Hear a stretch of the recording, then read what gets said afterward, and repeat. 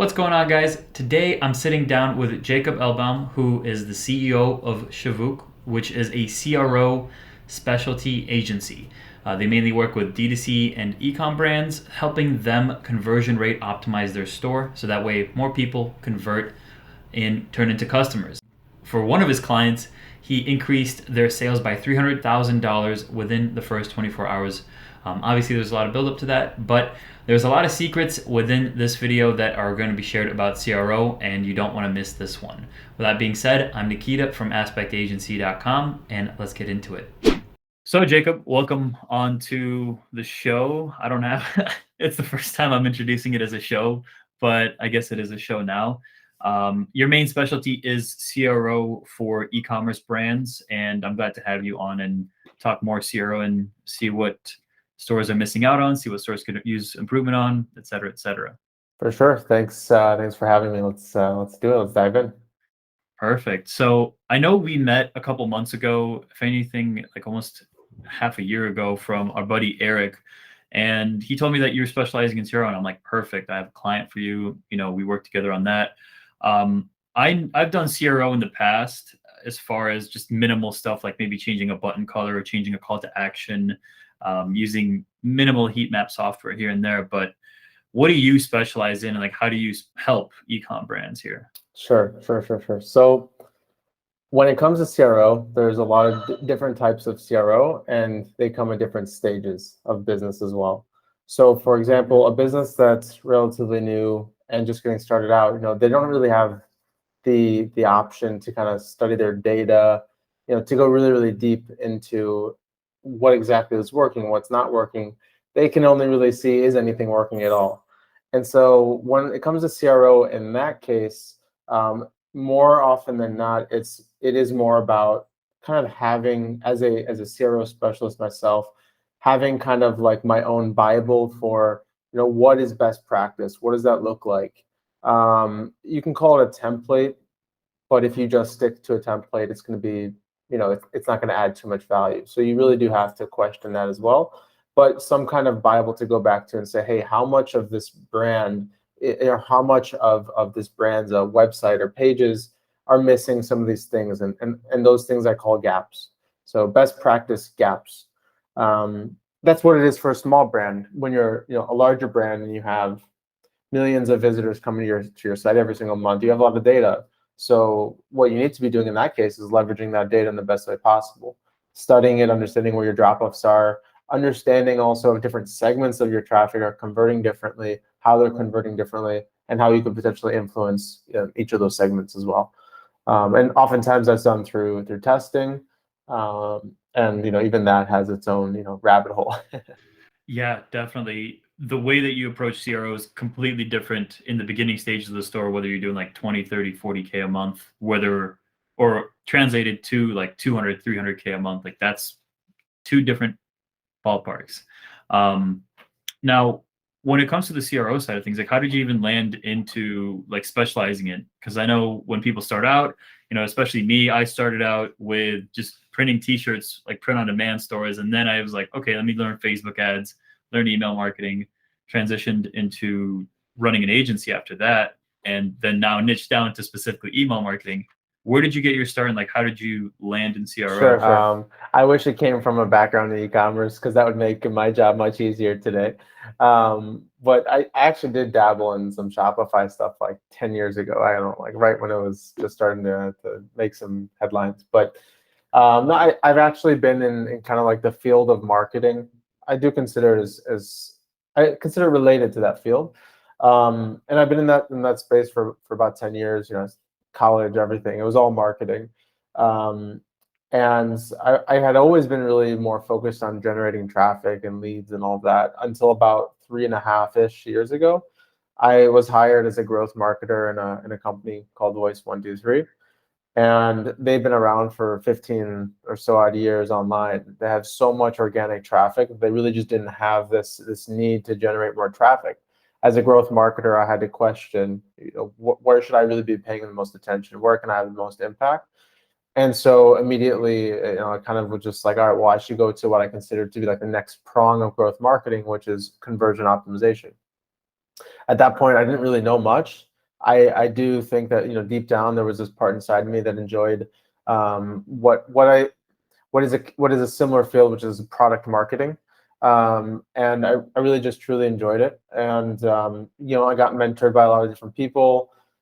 Back in Voice 123, we also had our own product-driven methodology. And so kind of combining those two things together, I started to develop my own methodology. It's actually one of my goals is being part of that company. And so I built a methodology and then kind of trained that methodology at that company. And that's really how I started to get into it. And then, of course, a few years later, an agency and this and that, things got more and more developed and exercised. Yeah, definitely. It seems like a lot of people either have like two different backgrounds, or from what I noticed, have two different backgrounds. Like one, they either started with their own brand, they built it up, and then they transitioned all their learnings into an agency because they already had all the in-house, I guess, fulfillment set up. So all they had to do is just get clients. Or they started out in the corporate space as like a traditional marketer, and then were like, why am I doing this for someone else when I could just be making more money myself? And Right. I know that recently you transitioned from like taking on a lot of clients to just taking on like a handful of clients with like a bigger budget. So what's that looking like right now? I ran an agency for about 2 years. I had a team of 9 people. Obviously, not everyone was doing optimization. There was also some, virtual assistants, and there were some outreach specialists. There's a lot of things going on. And at some point, to be 100% honest, I just got tired of being on the phone all day and trying to close deals. It just wasn't something I felt I was getting fulfillment out of. And so I kind of made a decision at this point. It's about 3 months ago. I made the decision that I want to step out of that and I want to go back to, like, I'm fine doing that in order to, make ends meet, of course. But I also want to get back to like really being hands-on, having more relationship, me personally with the clients versus someone on my team. Because I've always found that whenever I touch something with my own hands, I don't like this, not to be pompous, but it turns the gold, or something with the relationship develops in a way that it just couldn't otherwise when there's that thing in the middle. And so because I understand today the value of that, and because my time, of course, is going directly into all these projects that I'm involved in, that's simply, the reason why I have to kind of have a cutoff for myself is to, who I deal with or how much time or resources I can put into each and, every company that I work with. And so, yeah, that has been kind of the major pivotal shift from, yeah, in my own kind of, I don't know, agency careers. I just like to call this a skill set. I have a skill set that the market needs, and sometimes it needs it in this form, and sometimes it needs it in a different form. Gotcha. And are you mainly like, are you just completely cut off your entire team, and is just you handling everything, or do you still have like a few VAs here and there doing some dirty work? Yeah, I have right now 2 VAs that do some dirty work. Yeah, no, I mean it helps, but when it comes to relationships, it's 100% me. When it comes to fulfillment of all the work, it's all me. Yeah, they're more, cold outreach and all this type of stuff. Reporting, all the stuff that you don't want to do. I get it. Well, even the reporting, because especially in the space of conversion optimization, reporting is complicated. It's not really easily understood. It's the analysis is part of the reporting, and so you kind of you have to understand the data to report on it. Um, but anyways, yeah. I mean, in general, yes, you absolutely, like the annoying, boring stuff that's just repetitive, and you don't really need much of a noggin for. Yeah, exactly. I'm starting to get a little bit humbled recently, mainly because my operations person's on vacation right now, and I'm handling all the project management myself. And I'm like, wow, this is completely like I'm more happier paying someone else to do this for me. And I just like I guess I'd rather be the visionary to like be like, okay, this is what we're doing next. This is how we're going to get there. This is the roadmap, and like plan it all out. Google Sheets for days and Lucid charts for days, just For sure.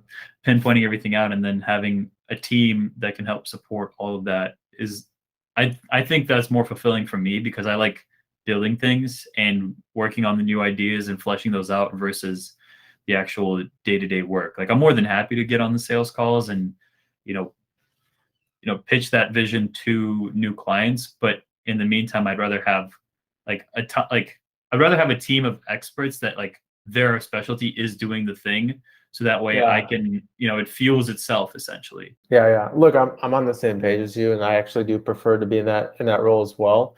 The reality is, and I had to come to terms with this, is that my decision to move to freelancer was partially for that kind of self-fulfillment, and also partially related to just pure, acquisition. Acquisition was a struggle. Actually, funny enough, when I stopped, it became less of a struggle. But a major reason for why it's that way, and I think maybe the differences between us as well is, my service offering, while it could be extremely beneficial to large brands, it's mostly beneficial to large brands. So some of the smaller businesses out there, conversion optimization is going to be thrown off to the wayside. It's not part of the initial setup of the store in a lot of, how people see it. And therefore, you're only going to do, really, you're only really investing in me if you're in two different places. Either you're trying to do something for a while and it's not working for you, and so I'm kind of like the last string or the last hope that things will turn around. Because I've been driving traffic to my website, it's not converting.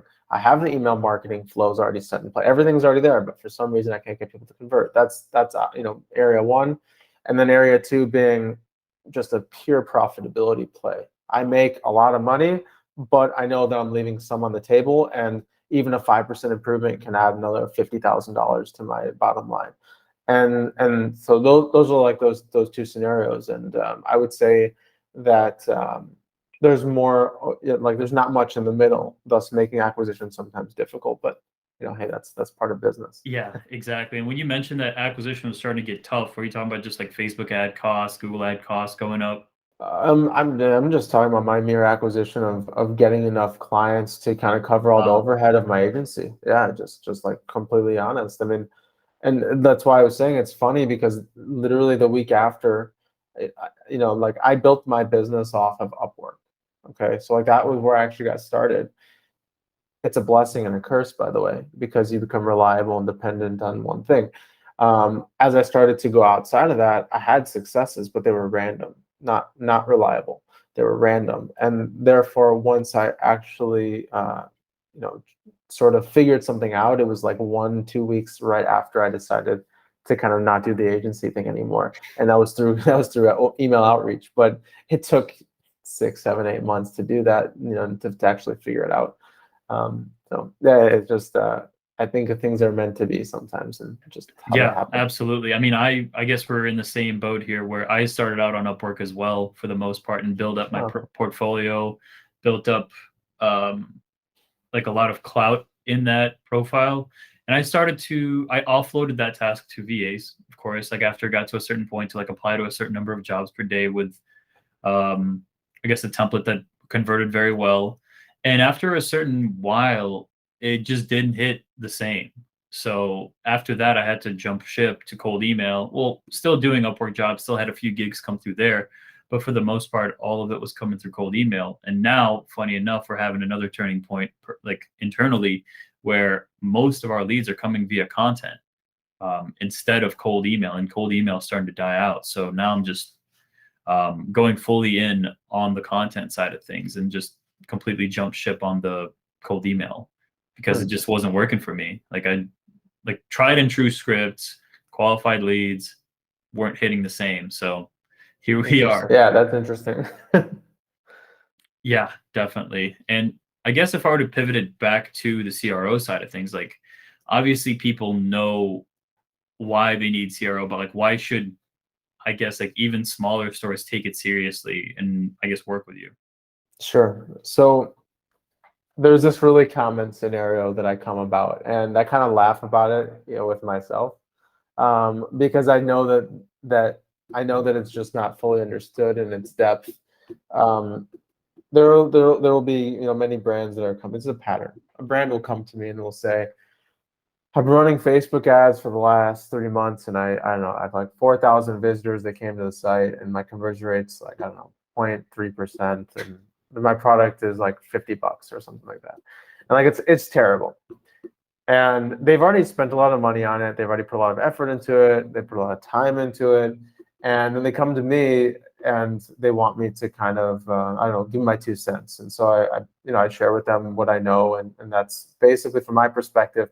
Hey, if your website was more optimized, because clearly, and it's just a quick little tangent. Conversion rate's a mixture of traffic. It's a combination of traffic and website. It's not just the website, and it's obviously also not the traffic only. So, most likely a person in the scenario I just explained, probably the traffic is crap too. But putting that aside, my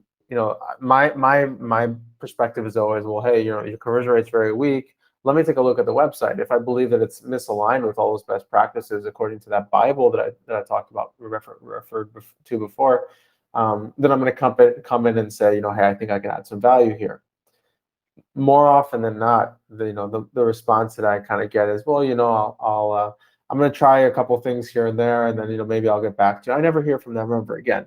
And and maybe some other person in my position would get annoyed, but I'm not like, that doesn't annoy me. I laugh inside, because I know that they just probably are not really going to figure it out ever, because they're missing the point. They're not missing just what I do, but they're also missing what they're supposed to be doing in their own role. And having someone to help them, whether it be in the traffic side of things, whether it be in the email side of things, or just across the entire business as a whole.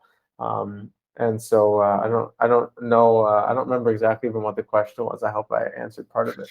Yeah, it was mainly just like, why should people take it seriously? But I think Oh, you yeah. bring up a good point of like, when the writing's on the wall of like what you should be doing, and you're missing these key indicators, like at this, like, it's funny that you laugh at it, because sometimes I had that sort of expression as well, or that reaction, because it's like they don't know what they don't know. Like, Exactly. and sometimes I have to reject clients because like they just weren't qualified, or there's nothing that could be done, and they're like, okay, we'll give this a try, and then we'll reach back out to you in 3 months. And in 3 months they didn't reach out, and they had to close shop. So it's like, Right. who's the winner in this scenario? So totally understand that, and it's, I don't know, it's just Sorry to unfortunate that, interrupt you for a moment. You reminded me of something, which I think is which makes me laugh even harder inside, is the fact that they'll be telling me about the amount of money that they're pouring into ads, yeah, and yet what I'm asking for from them is usually like a 10% of that, and my impact is going to be on their website, and their website doesn't really have to change necessarily, at least at that point of business. Usually it doesn't have to change after that, so they're kind of going to keep that, so they have to kind of risk losing 10% of their advertising budget for something that's going to benefit them for a long time. To turn that down, to me, just doesn't make any logical sense. So but yeah, I mean, that just it's the nature of business. It's how it is. yeah, not understanding, I guess, the value behind what you're doing is just insane to me. It's like, for me, I put up like a tweet the other day. It was like a meme, and it's like, have you seen the trade-off meme before, where it's like, you get this and then you get this, like I get this and you get this, and it's basically like, you give me money and then I make you more money.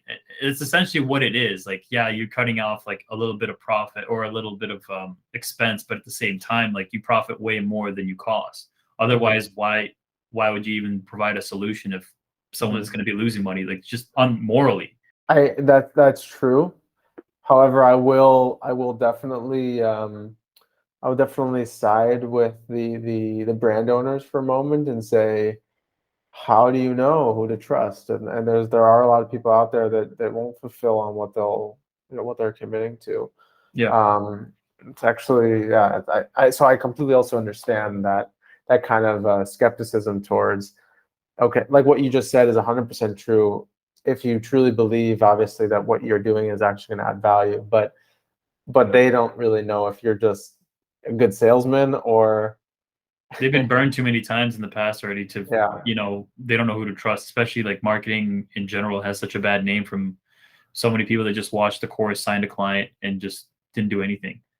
Right. Yeah. I mean, yeah, sometimes, and I'm the CRO guy, so I hear about all of the complaints, and oh, I'm sure you do too, about the advertising guys. Like they have like the worst rep these days. I mean, it's unbelievable. I'm so thankful for transitioning fully into email and out of ads, because I don't have to deal with it anymore. It's Literally. fantastic. Yeah. I hear terrible things about the ads, and so I mean, Half the experience of an agency owner is being a therapist for your client. yeah. No, 100%. Yeah. Also, I can only imagine if I was responsible for driving traffic through ads and having to be worried that, I you sign a retainer, but you're not really signing anything long term because the moment that things don't work, and I don't blame them for this. Yeah, I don't blame the brand owner for this either. But the moment it doesn't work, they're gonna have to jump ship because so much money's going into it. Yeah, exactly. And that's, again, another reason why we just had 3 6 month churn within our clients. It's not like we weren't delivering results. It's just like either a hit of like, we're taking this in house because it's working so well, or it didn't work out well. I'm not going to say that every single client was a knock out of the park. Um, or it was just a mixture of like, we're happy with the results, but it's not where we want to be. And it's like, well, we're trying our best here. And obviously it's difficult. Like the amount of effort that you get only for things to go away like that was just like excruciatingly painful for not only myself but also my team's morale. So I was just like, I Yeah, don't want to do that. Like with email, it's less of a snap of the finger algorithm change or whatever. So it's nice having more control of the situation because with the email list, you own the data as well. And CRO, you own the website, so you can make changes on your own, or not on your own, but you can make changes with the help of Jacob to improve your experience or your customers' yeah. experience. Yeah, 100%. Also, it's I mean, this is really unique, and I do this because it's me 100% of the like 100% of the way. Yeah. But I actually just started, and I don't care that this is recorded or someone will hear it after. But I'm really only like today. My actual first offer that I make to businesses today is performance only. No setup fees, no nothing, just pure performance, and it's kind of like the magic pill that goes beyond the skepticism because and the funny thing is, by the way, a lot of the feedback that I've heard so far with before I actually get in one-on-one conversation like this is people just thinking I'm like a newbie trying to get a case study client, which is funny because that's like 5 years ago style of of getting started. But hey, I mean I get that too. So can't win any way you go. Exactly. I mean, that's what I did when I first pivoted into email just to validate the offer. I'm like, I'm willing to Exactly. do performance only just to see, just to validate the offer. It's not like we haven't had experience with it. I've been doing email for the last 5 years. My team's been doing it for the last 2 years. So we know our shit when it comes down to it. But it's one of those like mental hurdles you have to get over yourself. Be like, I can close a Yeah. deal with this offer. So that's what I was like willing to go through, even though it hurt the margins in the short term. It was just like a long-term validation. And a lot of people just laughed in my face, similar to what you said, where it's like, oh, you're just a beginner. It's like, no, here's the case studies. Here's our emails that we set up for our clients. And they're like, well, we actually don't need it. I'm like, well, if we know we can generate you this much money, like, and it's purely performance, what's there not to like? Yeah, And I don't get it either. I don't get yeah, it. it's hilarious. It's just, It makes no sense. yeah, this convo just turned into like why people shit on agencies. Sorry about But that. no worries. But I guess if we were to close this thing off, what would you say are like the three highest leverage actions that an e-com store can take to improve their CRO? Yeah, sure. I would say first, if you do have the data, even minimal data, even if you have 100 visits a month, okay, jump into Google Analytics. First and foremost, make sure you have Google Analytics set up on your store. Secondly, make sure you have enhanced e-commerce tracking set up on your store and set up in Google Analytics. This is all stuff you can look up on Google in 2 seconds. Once you do that, you're going to go to, on the left-hand side within Google Analytics, you're going to dive down to the bottom to where it says conversions. You're then going to go to e-commerce and you're going to shopping behavior. And that's going to show you, make sure that you update the date range so you have like at least 100 visits. The more, the better. That's going to show you where along your funnel. If you look at in the bottom of that little graph or visual that you're going to see, there's going to be red numbers. They're going to be percentages. Wherever the percentage is highest is basically representing where your drop off is highest across your funnel on your website.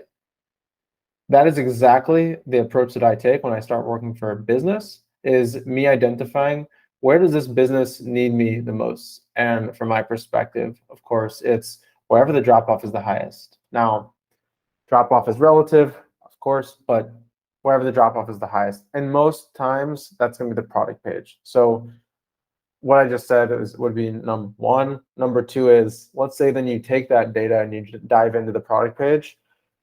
Biggest mistake I see is we all tend to use our computers and we all tend to look at the product page or the website from a laptop or from a desktop. Don't do that. It's just not how your visitors are coming through unless you're driving traffic in really strange ways. Most drive traffic through Facebook and Instagram. Take out your phone, see what the experience is like, because that's what people are actually truly experiencing when they actually arrive on your store and on that product page. And then the third part of this, which kind of aligns nicely with what I just said, is the most important information that you're going to be putting is basically everything that's above the fold, which basically means what shows up in this initial just section here without actually having to scroll down at all. Unlike most people who do what I do, I'm not going to tell you that you have to put the add to cart button all the way up there. I don't believe that that's specifically something that's going to help drive you more conversions. What I am saying is you need to have critical content there that's going to be meaningful to people to help them understand, are you aligning with the dream outcome of what they're looking for when they're coming to the store? Am I getting the clear information that I need to make a decision here? And how likely do I feel, what's the probability of me actually achieving that dream outcome? I think if you can just answer those two questions above the fold, you're at least going to engage people enough to kind of make them want to scroll. Trust me, if they're engaged enough, then they want to buy, they'll find a freaking add to cart button. That won't be a struggle. And I would say that would be like the three initial steps that I usually tend to take if I'm just going for best practice. Yeah, I actually learned something new with that Google Analytics trick. I've done that before, but it's been a while, and I haven't looked at the drop off rates as like the main priority thing. So I'll take that I'll look into that myself. But the second and third thing with the mobile usage, like, yeah, we have to test out every single thing on mobile first before launching it. Otherwise, there's no point. Like at this point, everything that we built out in the last year to 2 years when we were doing landing pages was all mobile first. Otherwise, what's the point? Because 80 to 90% of the traffic is coming from phones. It looks pretty on the desktop, but mobiles is where it's at. And yeah, having that key and vital information in and above the fold is the most important thing, because otherwise, they're like, if it's not right in front of their face and you're not spoon feeding that information to them, then they're gonna bounce from the page because it's like, why am I here? The relevance isn't there. Yeah. So yeah. With that being said, there is context to every visit. So if I'm coming from an ad, it's a different experience. My expectation is different than if I'm coming from a search in Google. Exactly. So that's also a key point, and it's something good to kind of consider as you're analyzing your own store. Yeah, which goes back to your point where you have a Bible, but at the same time, it's very fluid in the way that you analyze things, because it's all relative to the traffic percentage of where they're coming from. Exactly. Data tells a story, and we need to really read it and know how it should be read. Exactly. Well, Jacob, I really appreciate you taking the time and coming on here and speaking your wisdom, spreading the CRO word. Where is the best place for people to find you? Sure. Honestly, probably my LinkedIn, either my LinkedIn or my website. So the website is going to be shivook.com, SHIVOOK.com. I'm actually in the process of actually just moving it to my own personal brand, but until that's done with, we're going to stick with that. Or just my LinkedIn. If you just search me, Jacob Elbaum, Jacob Elbaum, I'm sure you could find it. Then I find me on LinkedIn. I'm there. Definitely hoping to get into these other platforms sometime soon. Kind of behind in that, but yeah, that's Come join us on Twitter, bro. Everyone and anyone is on Twitter. That's what I'm hearing. That is literally on my self reminders for next week. So, well, let me know when you're on it. We'll talk there. But thanks again, and I'll see you at some point soon for another one. Sounds good. Thank you too. It was a pleasure. Thanks again for watching, and if you're brand new to the channel, be sure to subscribe so that you're caught up on all the latest email and marketing training. If you liked the video, hit the like button and drop a comment on what your favorite part of the video was. And if you're a D2C or an e-commerce brand with an email list of at least 10,000 subscribers, make sure to click the link below the video and book a call with me and my team. We work with all kinds of ecom and D2C brands and help them scale their email revenue by at least 30% month over month. So click the link below, we'll hop on a call, look over your account, compile a strategy, and create a plan of action on how to raise your email revenue. After the call, you'll have the option to use the strategy yourself with your own team, or you can choose to work with us. All up to you. It's completely free, no obligation, so click the link below, book in the call, and if you have a list size smaller than 10,000, keep watching the videos and you'll get a lot of value and learn how to increase your list size as well as generate more revenue from email for your store. With that being said, I'll see you guys in the next video.